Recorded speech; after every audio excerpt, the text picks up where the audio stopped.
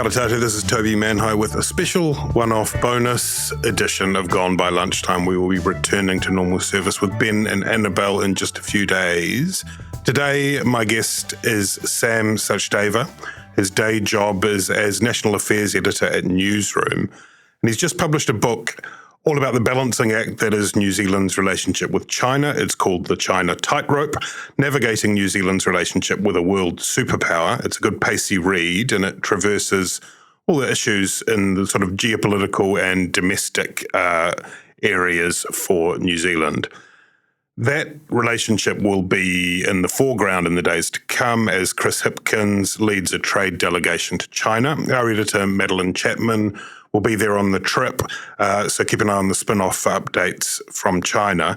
It's the first trip by a New Zealand Prime Minister. I think it might even be the first trip by the leader of a Five Eyes nation since 2019 when Jacinda Ardern visited. That was a truncated trip as a result of coming soon after the terrorist attacks in Christchurch. It does make it, though, a perfect time to talk with Sam about the bilateral relationship, about the tensions between China and the West and the Pacific, about the importance of that relationship to New Zealand and to China too, about Chinese interests in New Zealand, and I challenge him to tell the future and tell us all what's coming in the years ahead for the relationship. Here he is, Sam Sachdeva. Kia ora, Sam.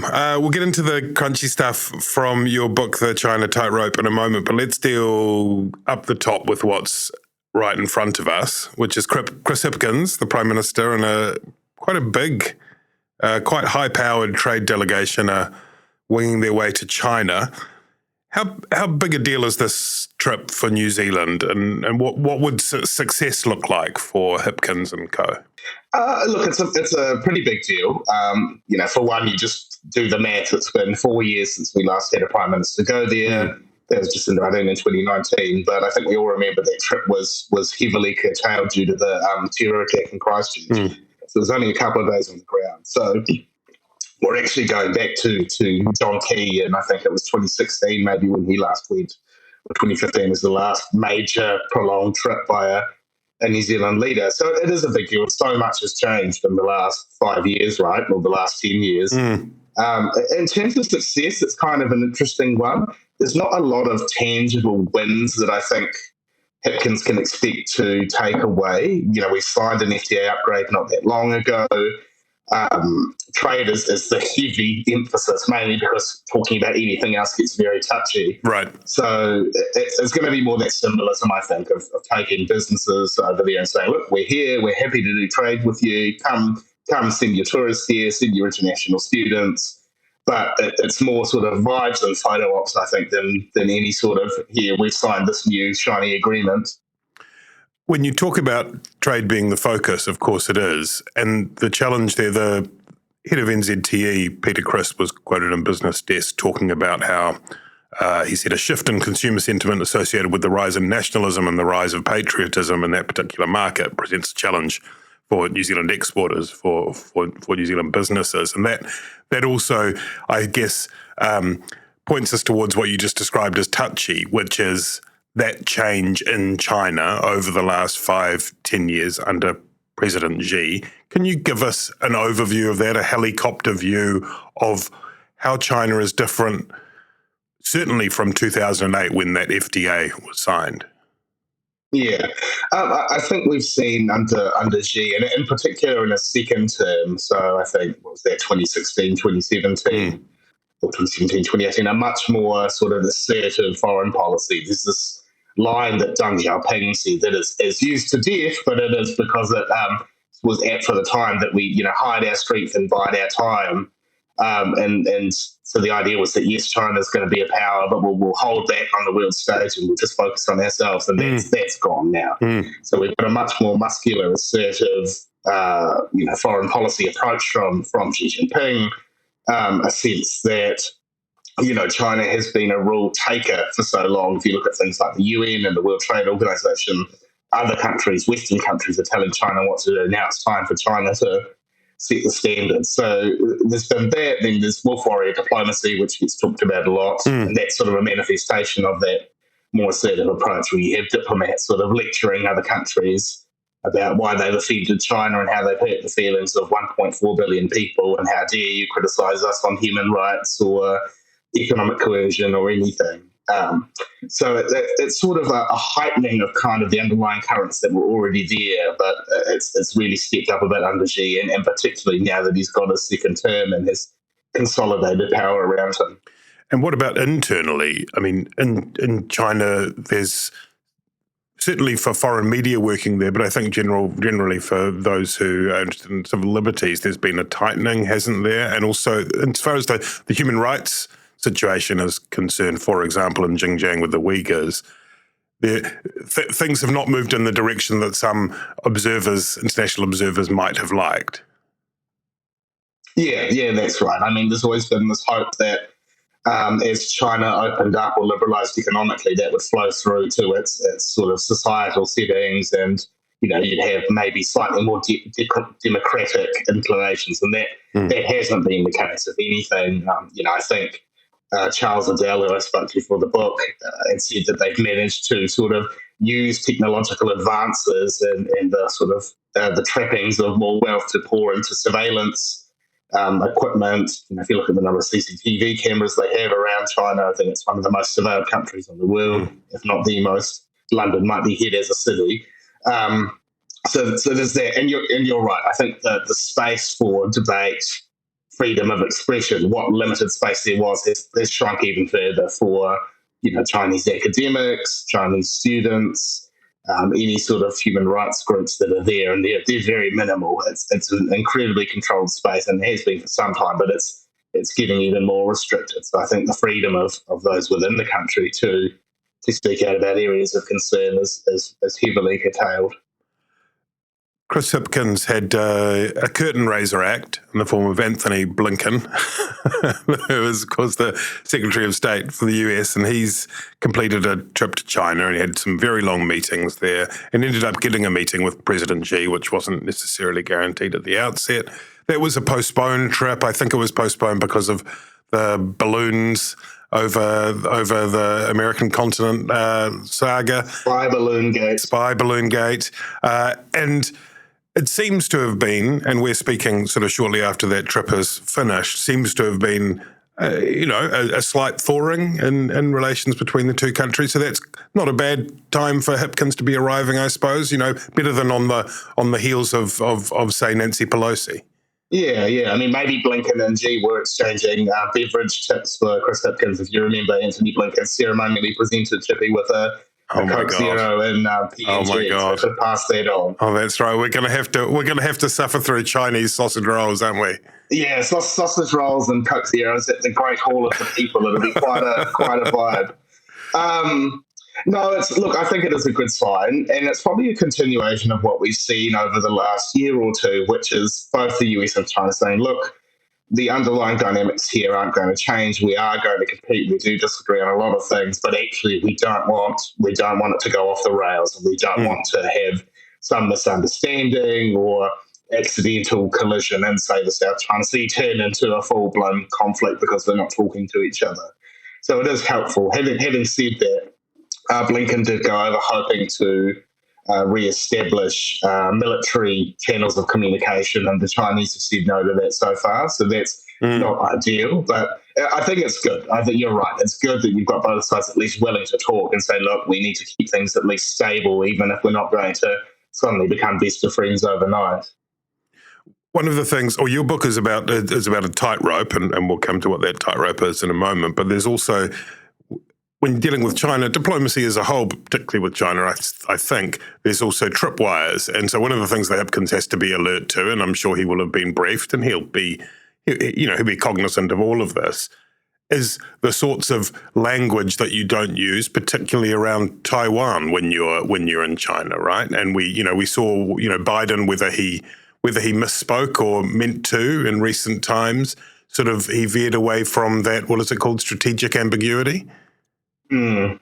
What are the sort of things that Hipkins will be looking out for when he's there in that area? Yeah, well, we also, New Zealand politicians seem to have a very bad habit, while they're in New Zealand rather than in China, of referring to Taiwan as a country, Normally when they group it in with a bunch of others, when we say, we've been talking to Australia, Taiwan, Canada, and other countries, and then they have to correct themselves and go, actually, no, we're talking about economies. So it's that sort of strange language that's there. So it's avoiding anything around that, but it's also the flip side is not being sucked into saying anything that could be used as not propaganda, but pushed to by the Chinese state media and other Chinese outlets to sort of promote the Chinese line on things like AUKUS, like Five Eyes.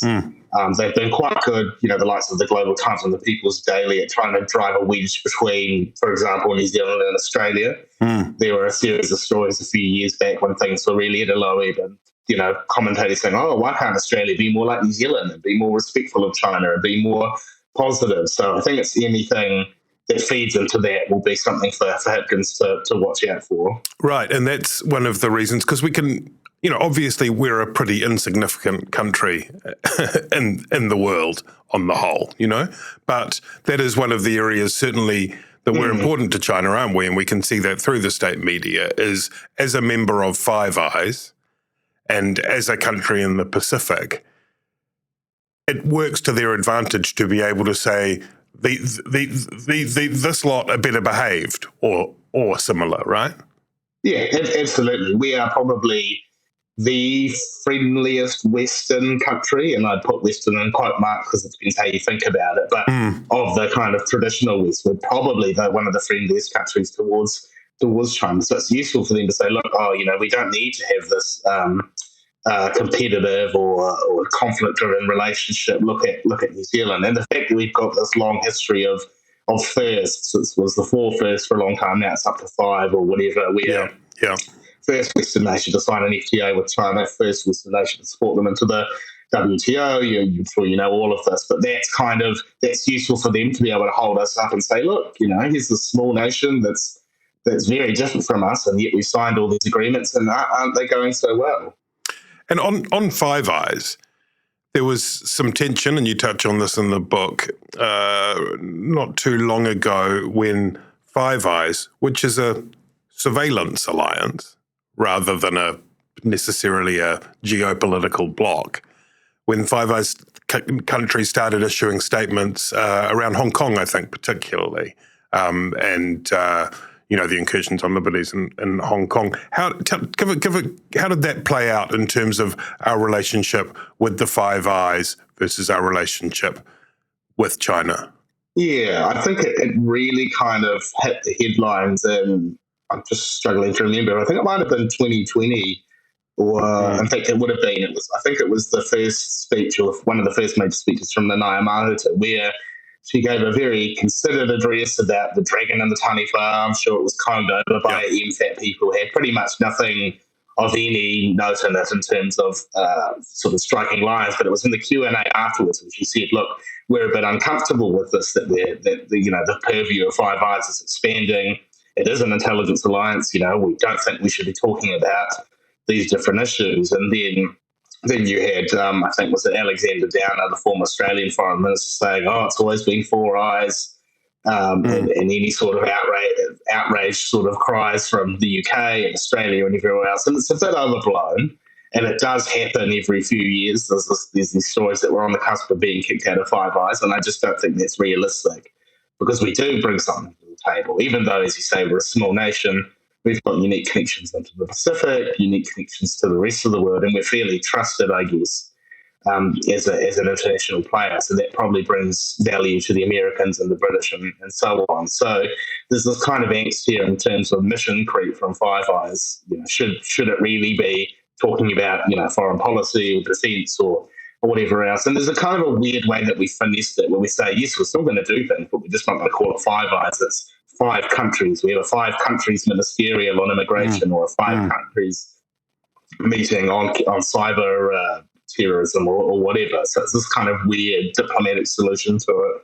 And then you chuck into that mix the more recent development of an actual military alliance in the form of AUKUS, which of course is Australia, the UK and the US, who are Five Eyes members too. We're not part of that. There wasn't a consideration for us being a part of that, at least not insofar as what's the main pillar of it. There's been this talk around Pillar 2 of AUKUS. Can you give us a sketch on what that means and, importantly, how China might respond to us signing up to such an arrangement?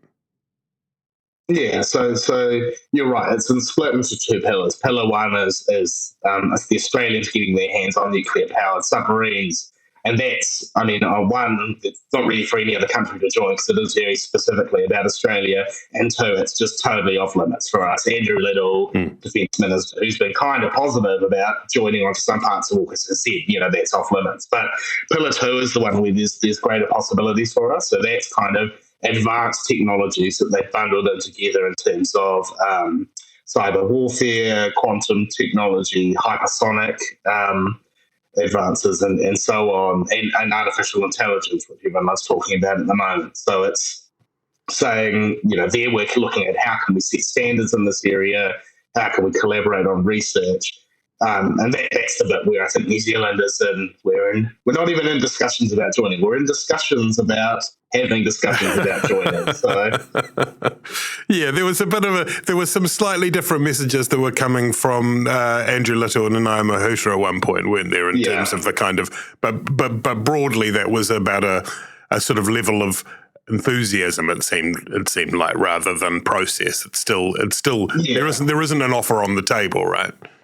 No, and there won't be until after the election, at the very earliest, I would say, maybe for a new government, possibly longer, because it's a really knotty issue, and it's kind of interesting if you look at the reaction it's had in New Zealand. Some people I've talked to have compared it to the TPP as it was, when you had sort of 10,000 people going down Queen Street in Auckland, or even before that, the Iraq War, when you had protests. And it hasn't got to that scale yet, but in terms of what it touches on, in terms of our nuclear-free identity, this kind of anti-American sentiment that we seem to still have in some parts of New Zealand, which really interests me, and that probably goes back to us being kicked out of ANZUS. You've got the Pacific communities who are concerned about what that means for the Pacific if we have a militarization of the region, and we talk about a lot about Chinese militarization and concerns around the Solomon Islands Agreement and so on. But if you've got all of a sudden nuclear-powered submarines on our doorstep in Australia, what does that mean? So it's actually kind of got an interesting constituency of different interests who are really concerned about it. And I think that's why the government has sort of wrote it back, yet Andrew Little being very enthusiastic, as you say, and Nanaia Mahuta not so much, but they kind of got on the same page now, which is to kick it into the long grass and sort of talk about some of the bigger picture issues there. I mean, it's fair to say that there's a reasonable likelihood that behind closed doors it will be intimated, reinforced with Chris Hipkins while he's in China, that joining up with AUKUS would not be a sensible thing to do as far as advancing the friendly relations between China and New Zealand? Yes, yeah. I mean, I don't think they will want us to join at all. Having said that, if you look at Australia, which, as one of the founding members of AUKUS, is getting these nuclear-powered submarines, they've been in that for a few years now. Actually, their relationship with China is improving. Right. And it's not perfect, but it kind of shows that actually being in the mix with these things is not necessarily, doesn't spell doom or death to the idea of a strong trade relationship or relationship in other areas. So it's kind of interesting to look at what's happened. Yeah. Over there, you had their trade minister going. I think Albanese is probably going later this year. So it's kind of interesting. You can disagree in quite fundamental ways without necessarily jeopardising the whole thing. Right, and in some ways we're vulnerable because you could argue that the sorts of commodities that we're exporting there are less essential to to China's economy than those that Australia is exporting. But similarly, there's an argument to be made that we're perhaps a little too timid. It's possible to have a range of different views in bigger parliaments, for example. I mean, you talk in the book about Simon O'Connor and Lewis Wall, who's no longer in parliament, being these voices who are a bit more open and vocal in their criticisms of the CCP and so on. And in the UK and the US and in Australia, I think it's partly a function of having bigger parliaments and less kind of strict whipping systems. But there is more of that. Are we sometimes too timid? Australia hasn't necessarily suffered and it's been quite pugilistic in moments. But have we been too timid sometimes in holding back from criticising China? I think we've probably got space to be a little more outspoken, and I think we have seen a slight change under this government, where there's been a slightly more forward-leaning, shall we say, bullish approach. We've probably still got scope to do a little bit more in this space. There are risks, like you talked about the pugilistic approach in Australia, and what we saw under, I think, Scott Morrison, Peter Duff, and some of the language that they used there, and the full-blown sort of trade war. We had Australian beef, barley, wine having tariffs of like up to 200%, so tripling the cost of exports to China. There are downsides, so it's a careful line to walk. I guess the thing is, if we get to the point where we just don't talk about sensitive issues, where we have strong disagreements because it could hurt our exporters, and you kind of say, what's the point? We have national interests, national values that we should be willing to articulate, and we should do those with every country, the US, Australia, whoever else. So I think we're kind of learning and moving slowly, but we could definitely ramp it up a little bit more without, going too far. You talked about the Pacific, you talked about the Solomon Islands, and what happened with the Solomons when there was a leaked document describing a military pact of sorts, sort of access really for China and the Solomons, which of course is very close to Australia, geographically speaking. That sort of set off a big swivel of the spotlight in New Zealand and other parts of the world to the kind of contest, as in old speak, of the theatre of the Pacific, in terms of a tug of war. Really, it seemed as though, analysts pointed out that the West maybe had created a vacuum into which China had exploited. That contest changes again New Zealand's relationship, doesn't it? Do you want to give us a kind of quick overview of that, if you could, of how that played out and what it means for that China-New Zealand relationship? Yeah. So we have been in the process, I think, even before that Solomon's deal, of changing the way we deal with the Pacific, and part of that is due to the concerns around Chinese influence. Under Winston Peters, we had this Pacific reset, which was, we're being too paternalistic, we're too sort of dictatorial, we need to work in partnership with them. But that's, like you say, it's gone into hyperdrive after the Solomon's agreement. And there was a sense that, what have we done wrong? What's happened that's left a gap here, and had the Solomons looking to someone like China. And this was Jacinda Ardern's argument that, we should have Pacific-led solutions. You come to us first. Why haven't you talked to us? But look, in terms of the wider implications, I mentioned this earlier, but if you've got military bases, and not even military bases, even sort of dual-use facilities, and if you've got agreements where, yes, the Chinese Navy can dock in our port and refuel or whatever, to what extent does that sort of bring the potential downsides of these sort of these tensions, like a hard-edged military component to our region? So there's that, and there's just the influence building from China, which they're entitled to do to a degree. But what does that mean for us and the sort of relationships we've had with the Pacific? We like to pride ourselves on having a strong relationship, having large Pacifica population in New Zealand. But, what happens when you've got China throwing large amounts of money around, and they put a lot of money into infrastructure there? Some of it's been good, some of it's been not so good. So it's kind of knotty there. And then you've got also the sort of resource implications, because I think that's why there's at least a reasonable degree of Chinese interest in the Pacific, is fishing stocks, I think timber to a degree. They export a bit from there. And, we want to help protect the Pacific, but also probably New Zealand has an interest in being able to have sustainable fisheries stocks in its neighbourhoods.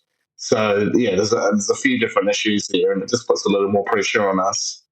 Just very briefly, a sidebar on Winston Peters that you mentioned. I really enjoyed hearing from him in your book. I think it's easy to forget when he's in full-on outside Parliament opposition mode that he's actually quite a thoughtful, foreign minister, diplomat, down to the little things he says, like, he always made sure that he wouldn't condescend to the Pacific Islands, and he arrives wearing a suit because rather than some, colourful shirt, that it was, did you enjoy that? Did you enjoy those conversations with him? I did. And I wish we saw more of that. When he's not in a ministerial portfolio. I had a recent argument with him on Twitter about his nonsense around the WHO, and it's like a different guy, isn't it? It's like a different person. It is, yeah.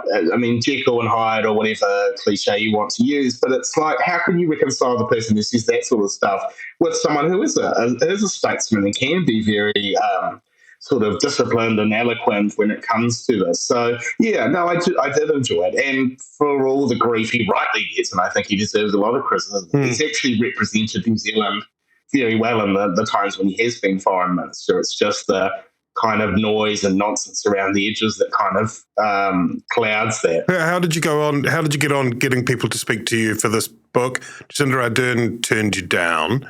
But you've got quite a few. John Key is there and articulating his position. Generally, you don't get much more dovish than John Key in terms of China. How did you find it generally in terms of, were people forthcoming?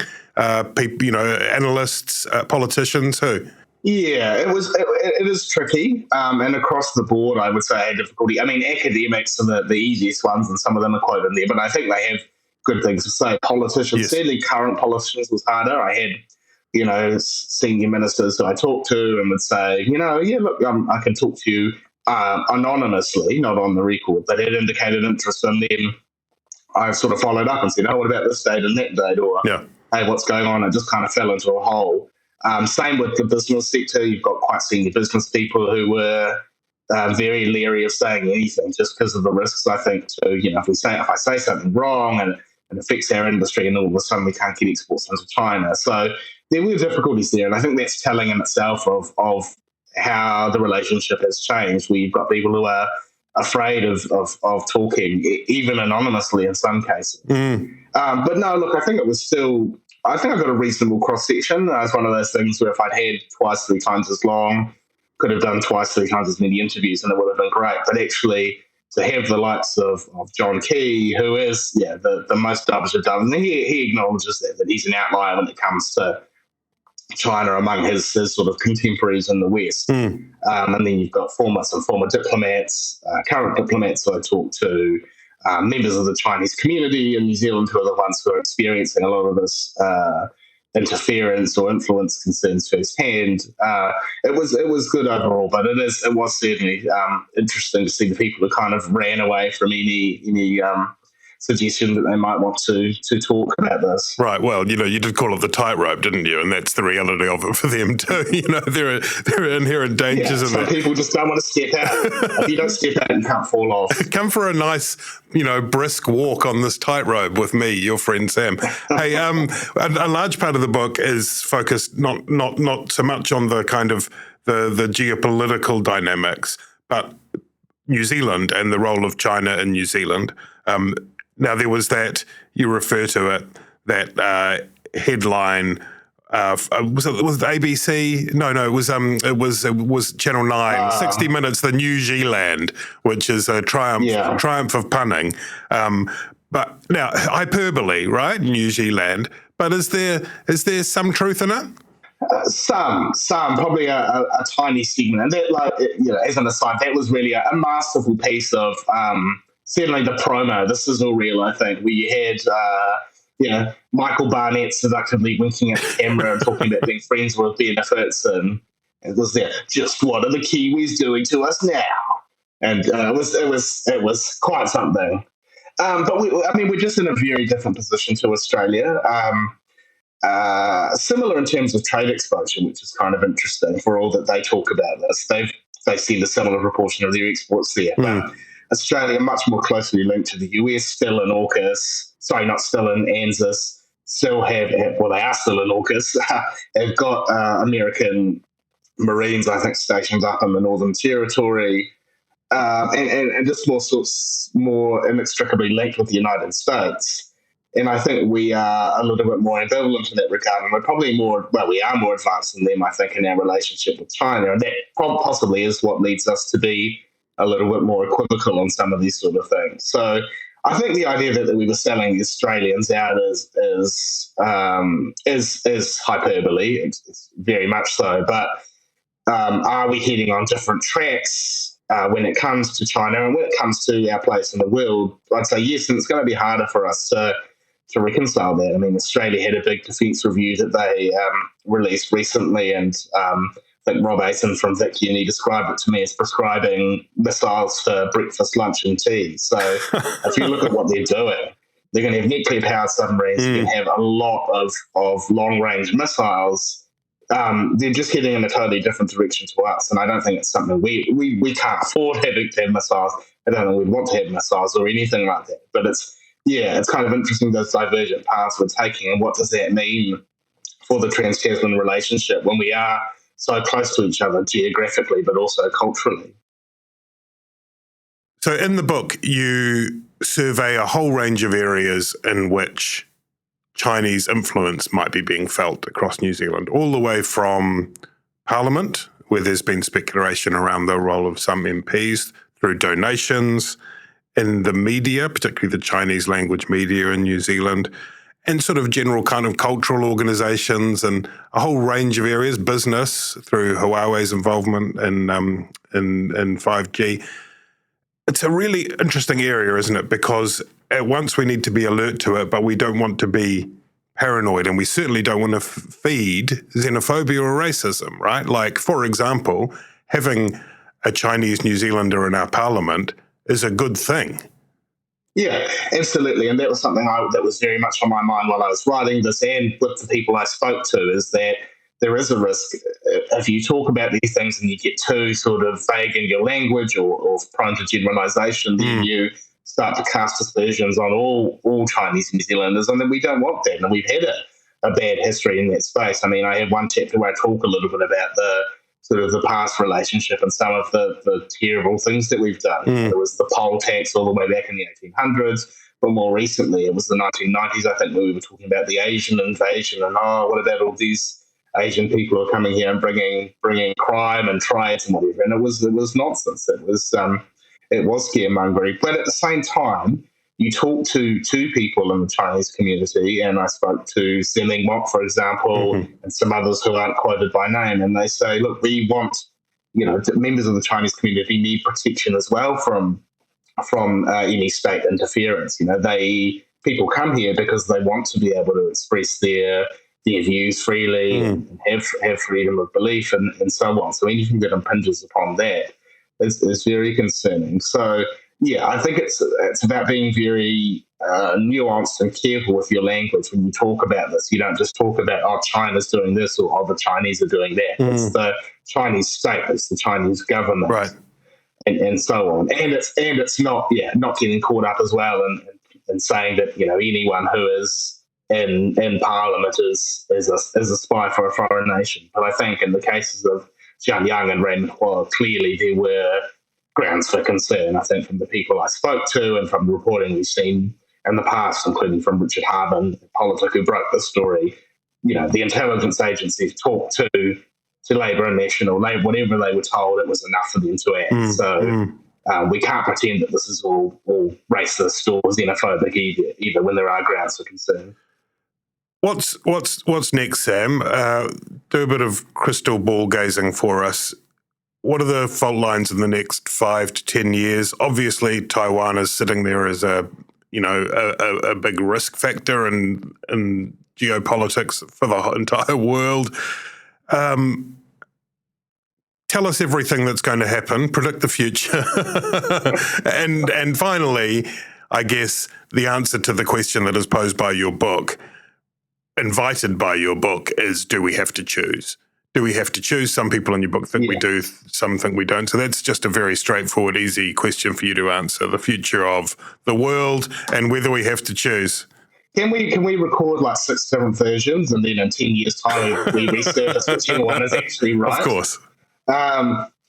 Yeah, look, I think Taiwan. This was a no-brainer. It doesn't really take much extraordinary insight to say that that is going to be the big issue. I think China has said that we will be reunified with Taiwan. We want to do it peacefully, but we'll do it by force if necessary. So I don't necessarily buy the analysis that we've seen from some in the American military and I think some of the Australian media that we've got war around the corner within the next 2-3 years. I think wars are expensive in terms of money, people that you risk losing, and disruption. So I don't know that China would want that. It's really a last refuge. I think it's an act of desperation, like we've seen with Putin and Ukraine, and I don't know that China's at that stage yet. I think we're going to continue to see some angst or work around this issue of what's called decoupling. So American-led companies, technology companies, refusing to use Chinese components and vice versa, and that's going to be very concerning for us. I think if you've kind of got an American tech system and a Chinese tech system and an American trade system and a Chinese trade system, that's really damaging for small countries like New Zealand who we don't have the resource to be putting money into two different types of tech or whatever, sort of meeting different standards. So that's something to watch out for. In terms of the tightrope and do we have to pick a side, I don't know that we do. It probably depends on how you define that. I think if worst came to worst and there was a war, was a conflict, which nobody wants, and least most of all us, do we know which side we would be on? I would tend to say yes. I think Andrew Little said words to this effect recently when he talked to Audrey Young in the Herald, and he got a bit of blowback for that. But it's kind of true. Like, we are, in terms of the sort of interests and values, we are more closely aligned with the United States than with China. Does that mean we should want war to happen? Absolutely not. We should do everything we can to avoid it. But we're very clearly aligned with the West, right? Like, we're very clearly aligned. It's not really ambiguous. No, and I don't think that should be controversial to say. It's self-evident, really. But I think we can still sort of walk a line, and I think what we need to be clear on, and I think to the government's credit, they've been pushing this line recently this year, and I agree with it, is that having an independent foreign policy is not the same as having an isolationist foreign policy. It doesn't mean we kind of hide from the rest of the world and cower under the bed sheets and refuse to work with anyone. Nor does it mean having a neutral foreign policy, right? Independence and neutrality are separate things. Exactly. This idea that we can be the Switzerland of the South Pacific, if you leave aside sort of what Switzerland has that makes that possible. Yeah, people tend to conflate those two or those three. If you say independence, neutrality, isolation. What it means is that we'll make decisions and we trust ourselves to make decisions in our own interests. And when those align with the US, we will work with them. When those align with China, we'll work with them. And when countries do something that threatens those interests, then we will say as much. So I think we can do it. It's going to take a bit more work and a little bit more coverage, and we probably need to invest a bit more in some of our capabilities. And as an aside, I think it's not strictly relevant to the book, although I mentioned it towards the end, is we actually need to be building up our capability in terms of, I think, languages programs and such through universities. So it's kind of concerning what we've been seeing at Vic and Otago, and it looks like languages courses are going to get a lot of have a lot of the cuts. So we're kind of going backwards at a point when we probably need to be actually investing more.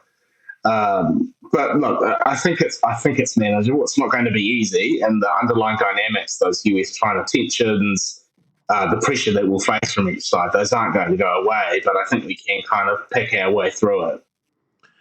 Hey, last thing I wanted to touch on, Sam, before I let you go, and you're about to head off overseas for some work and some fun. You are an unusual breed now in your incarnation at Newsroom as I think you're called the National Affairs Editor, but covering security, defence, foreign affairs, all that sort of stuff. there's relatively few of you in New Zealand. If you go to the UK or the US or Australia, you'll have, most major outlets will have someone who's in charge. The papers in the UK, you'd have someone on security, someone on defence, and then a foreign editor with a whole desk of people who are overseeing correspondence, all of that. What's it like being you're not alone. There's Thomas Manch and a few others who have sort of focus in these areas. Do you think what's the case for having more of that in New Zealand? My view is that it would be good for us. Christopher Luxon was calling us inward looking the other day, and there's some truth in that, right? Like, would you like to see more people focused on that area? Do you feel a little bit lonely from time to time? Oh, I do, absolutely. I need more friends, foreign policy nerds around me. But no, I think there is, and of course, you could say maybe of course I'd say that, given I'm already working on it. But you could say you don't want any competition. You could say no more. I've got it covered. There is that. More scoops for me, please. But actually, I think we are better served as a nation and as a media by having more journalists working in this area. It has improved since I joined Newsroom. I started in 2017 with a foreign affairs focus as foreign affairs editor. And it was very lonely then. Now we've got, I think you mentioned Thomas Manch's staff, Audrey Young at the Herald, who does a bit more there now that she's not the political editor. But there's still a lot for us to be looking at and talking about. And the international environment is only going to get more complex. I don't think we're going to miraculously see a return to the golden post-war era, Fukuyama's end of history or whatever. So we need people who are able to sort of pick this apart, both in terms of explaining to New Zealanders why they should care and what this means to them, but also taking a critical look at how our government approaches this, how our diplomats approach this, because they are not infallible and we have made mistakes. So I think it's an investment that's only going to reap rewards. But can media outlets afford to do it? I don't know. Times are tough at the moment. Everyone's really uncertain about the economic environment. But I hope that once things do stabilise on that front, we have more outlets willing to put in the time and resource to get journalists recovering our place in the world. Hey, Sam, thanks for coming on this special edition of Gone by Lunchtime, Rival Podcast. It's been fascinating and fun to talk to you. And good luck overseas. Thanks very much. Thanks, Toby.